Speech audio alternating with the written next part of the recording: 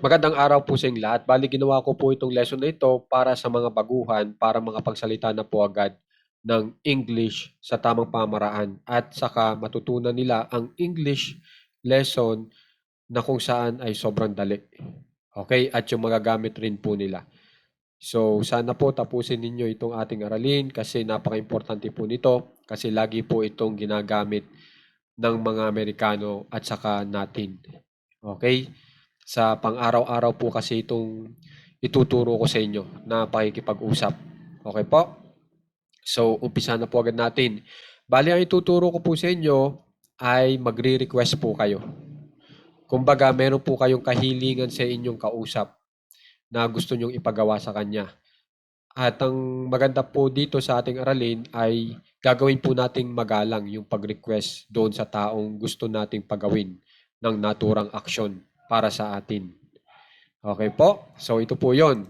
Para maging magalang ka sa pagre-request, kailangan gagamit ka ng could na ang ibig sabihin niyan sa Tagalog ay maaari. Alam naman po natin na ang salitang maaari may galang yan. So yan ang tutulong itong maaari o could para maging magalang po yung paghingi natin ng request o kahilingan. Halimbawa, maaari mo bang tulungan ako?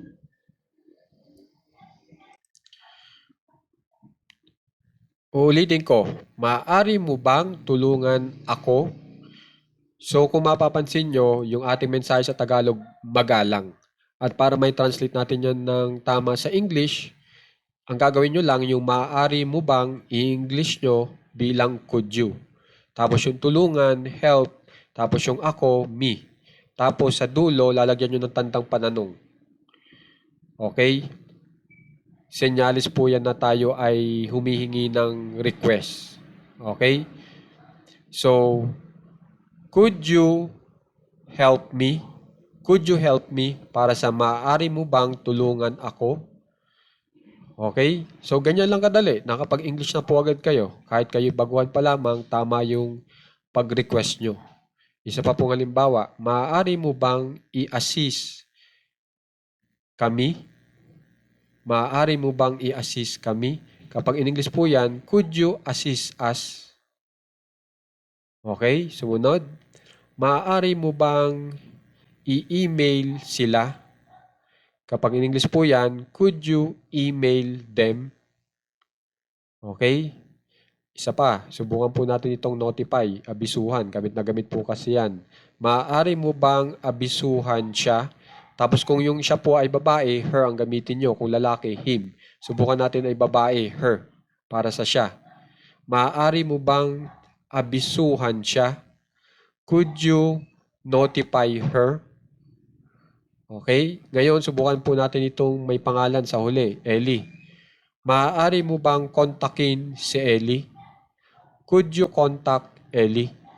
So ngayon, ang bilis nyong natutunan ang paggamit ng could. Ngayon, alam nyo na kung paano gamitin ang could na makakapagbigay po ng paggalang sa inyong request o kahilingan.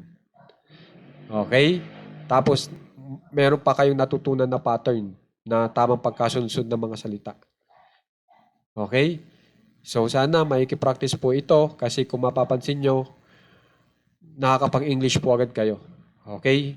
Kung meron pa po kayong naiisip na iba pang verb na pwede nyo ilagay dito, ilagay nyo. Pero dapat naka-base form. Ibig sabihin ng base form, original na spelling. Katulad ng help, yan ang original na spelling para sa help. H-E-L-P. Walang S sa dulo, walang ED sa dulo. Kaya po original dapat na spelling ang ilagay nyo kasi gumamit po tayo ng could. Okay? Pag gumamit tayo ng could, dapat yung verb nyo ay naka-original na spelling. Okay? So, sana natuto po agad kayo mag-English dito sa ating aralin at kung gusto nyo pang mas matuto, sana panoorin nyo yung susunod na video natin at saka yung mga nakaraang videos natin. Maraming salamat po.